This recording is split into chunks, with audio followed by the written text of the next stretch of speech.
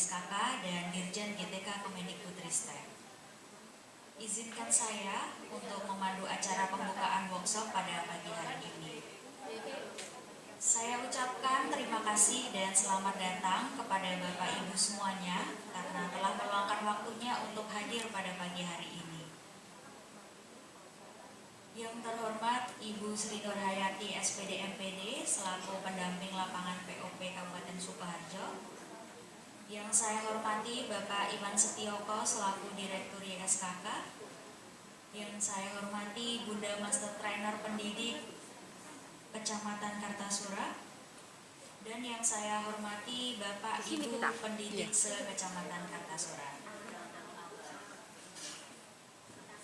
Sebelum memulai acara pada pagi hari ini, alangkah lebih baiknya kita berdoa terlebih dahulu. Menurut agama dan kepercayaan kita masing-masing, berdoa dimulai.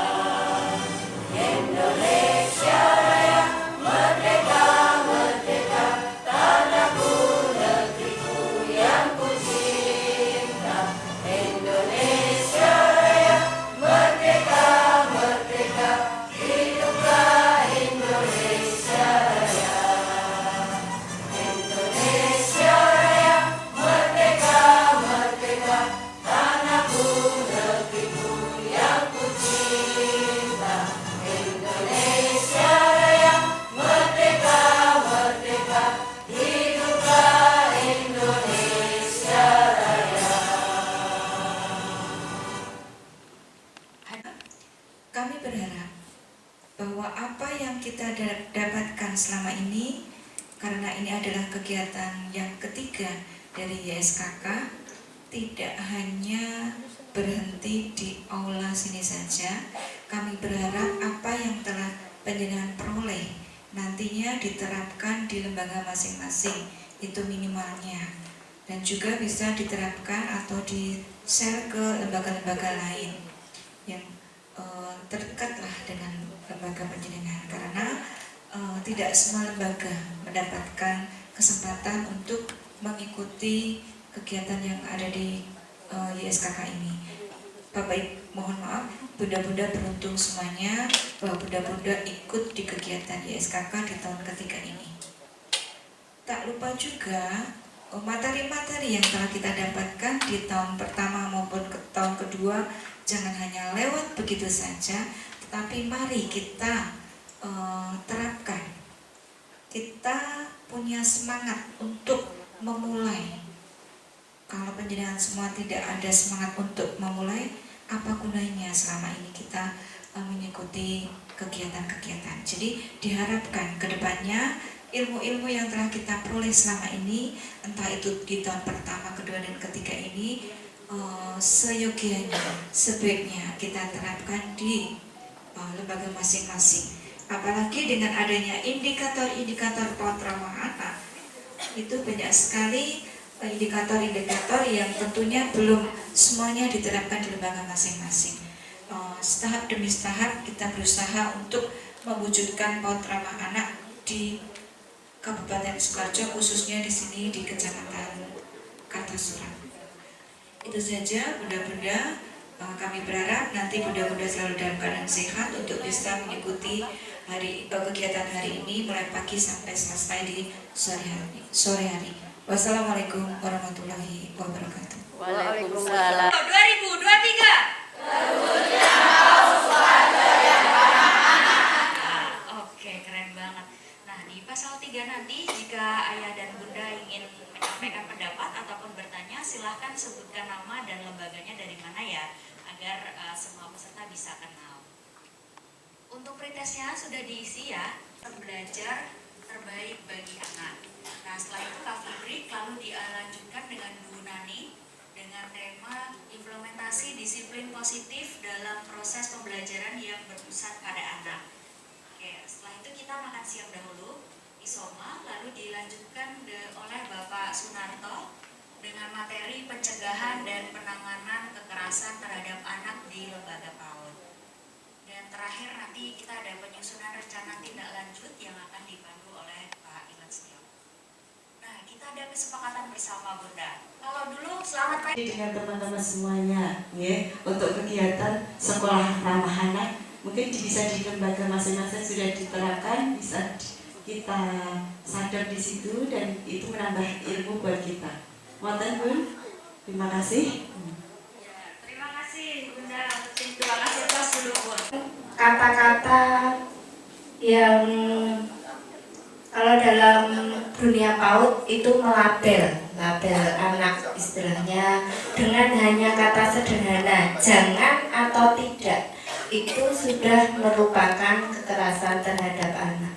Jadi dengan adanya kegiatan ini bisa meningkatkan kualitas dari para pendidik sehingga nanti ke depan dari kualitas pendidik tersebut akan mengurangi atau menghilangkan dari adanya kekerasan terhadap generasi yang akan datang. Begitu, terima kasih. Wassalamualaikum.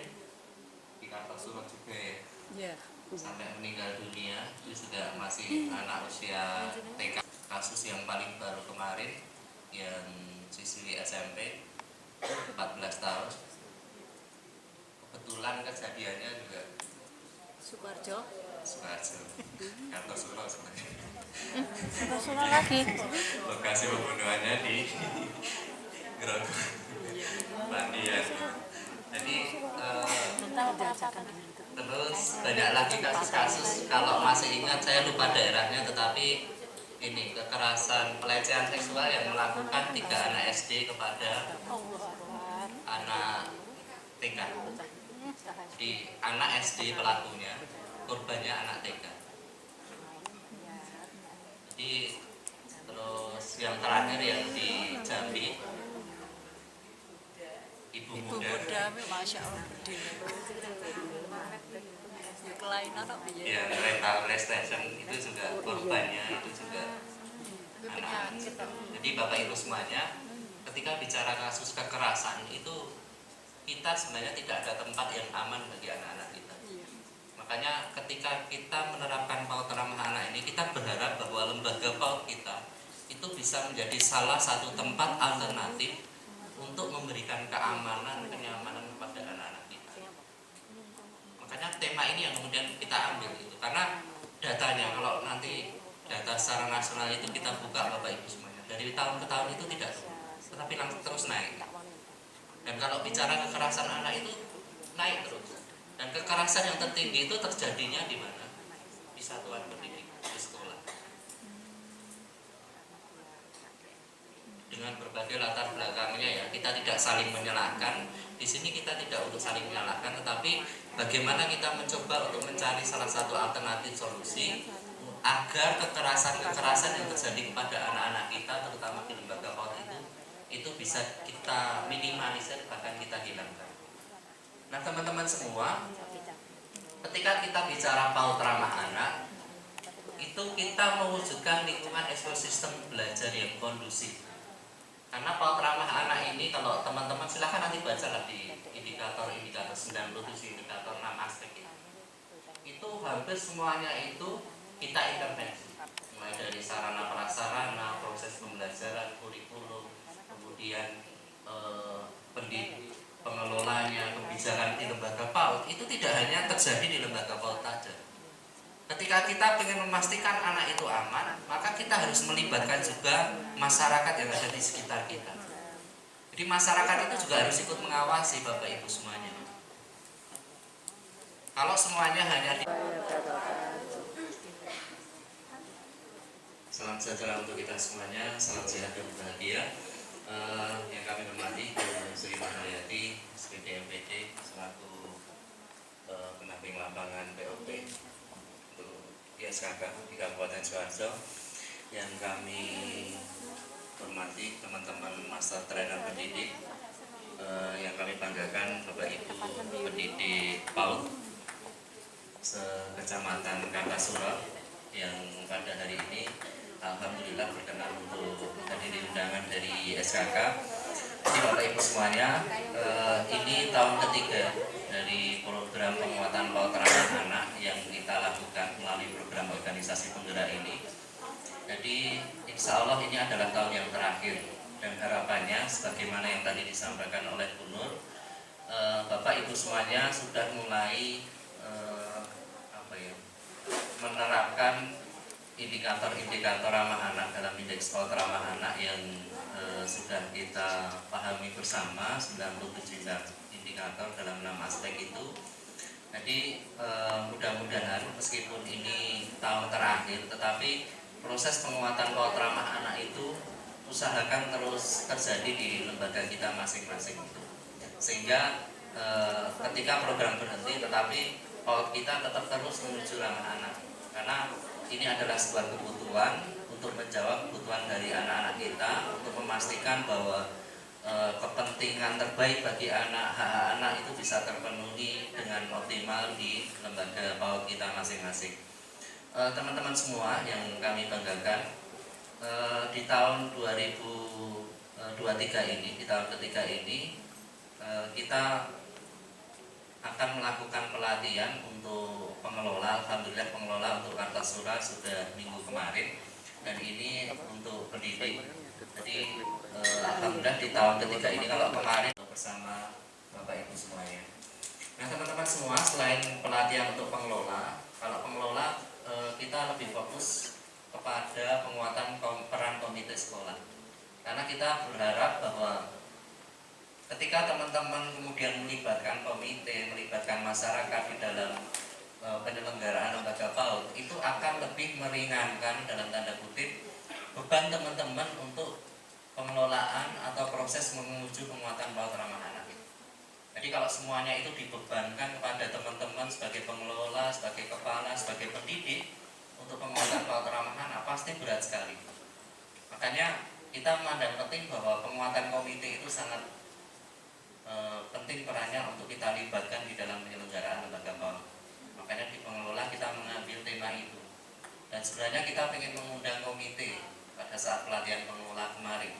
Kita sudah ajukan ke kementerian, tetapi ternyata ditolak karena dianggap tidak termasuk dari bagian sasaran langsung di dalam konsep proposal yang kita ajukan. Makanya Biar Bu Erni, Bu Samsiah, Bu Samsiah, Bu Tuti, Bu Tuti, Bu Erinda, Bu Mami, Bu Lia, dari Jawa kurang bisa. Sopo? Rakrungu. Kurang keras. Maksudnya dia bisa menyakiti diri sendiri. Kita sudah berusaha dengan cara menasihati, memotivasi, tetapi anak itu terkadang kalau marah kepalanya dibenturkan ke dinding. Mohon pencerahannya. Terima kasih. bukan ranah saya ini. Nanti bisa ditanyakan pada saat Bu Nani. Tapi ini mengutip yang kemarin muncul juga pertanyaan yang hampir sama pada saat proses pelatihan di pengelola. Jadi intinya gini Bapak Ibu semua. ketika kemudian ada anak yang spesial di lembaga PAUD kita, memang kita harus melakukan, kalau kemarin yang menjawab Bu Putih Lestari itu, mungkin Bapak Ibu semuanya kenal beliau. Jadi Bu Putih Lestari ini seorang psikologi, seorang psikolog. Jadi saya yakin beliau memang pakarnya dan sering mengalami kasus-kasus yang sama. Jadi intinya ketika kemudian ada anak didik kita yang memang spesial, luar biasa, itu memang kita harus melakukan proses asesmen secara utuh, Bapak Ibu. Jadi kalau dalam ilmu psikologi itu kita harus melakukan asesmen.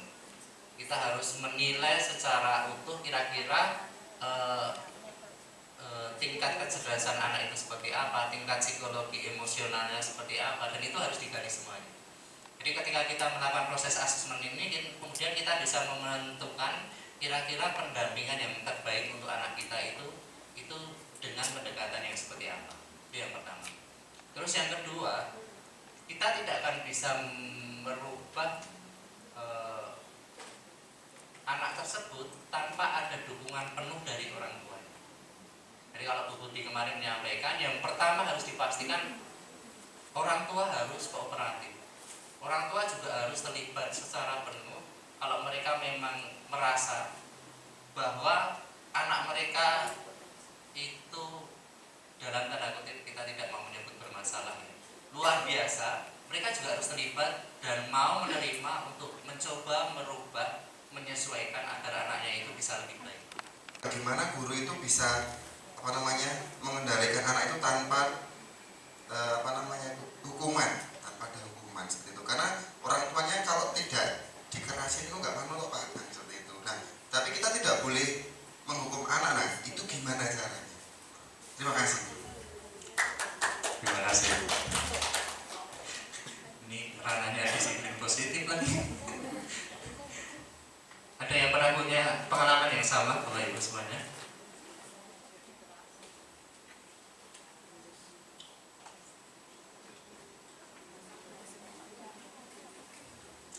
Jadi ini sepemahaman saya, jadi Bapak Ibu semuanya, berpijak dari bahwa setiap anak itu punya keunikan dan kita harus melakukan pendekatan sesuai dengan keunikan masing-masing.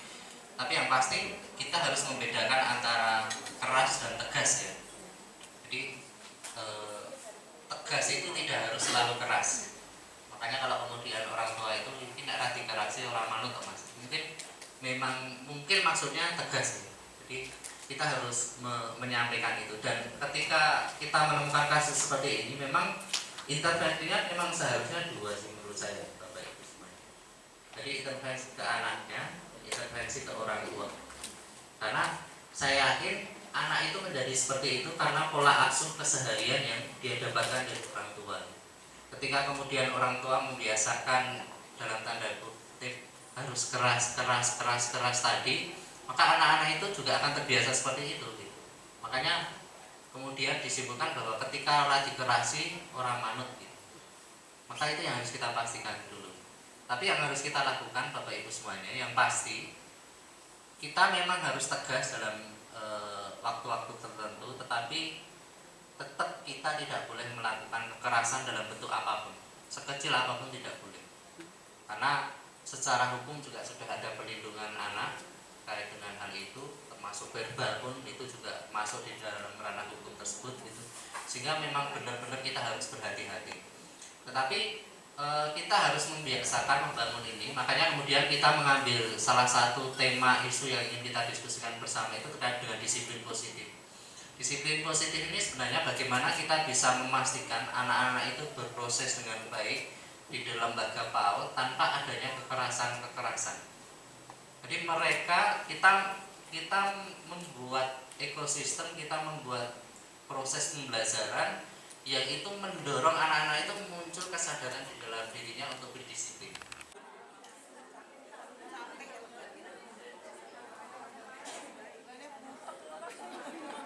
Gimana budaya positif bisa dijalankan kalau gurunya butek? Cocok? Cocok. Pokoknya golek dalil dhewe. Orang cocok ya dicocok-cocok. Oh ya terima kasih. Insyaallah Mak.